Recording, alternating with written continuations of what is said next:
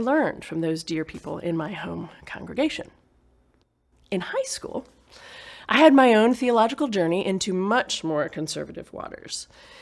I began to read the Bible in ways different from my family and the ways modeled by my pastors, for instance. And this is when the Bible took kind of front and center in my own focus, and I should say a very particular way of reading the Bible.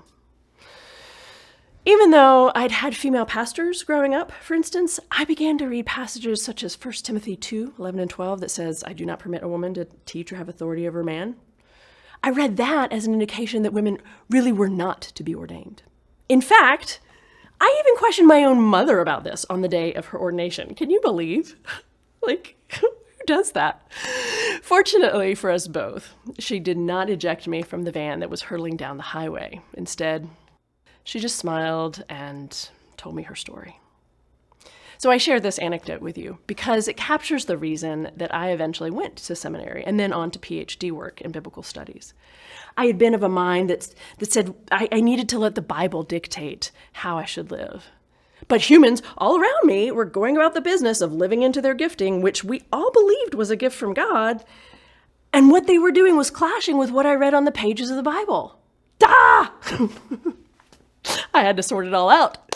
So I went to seminary to learn biblical languages, and then on to earn a PhD in New Testament and early Christianity from Vanderbilt University. After which I was offered a full-time position at a Methodist-affiliated institution teaching biblical studies full-time. Ever the educator, what constantly haunted me was having so many important insights about the Bible, but only being able to give it to one undergraduate class at a time. The conviction that so many people in the pews would benefit from this content and these conversations played on repeat in my mind.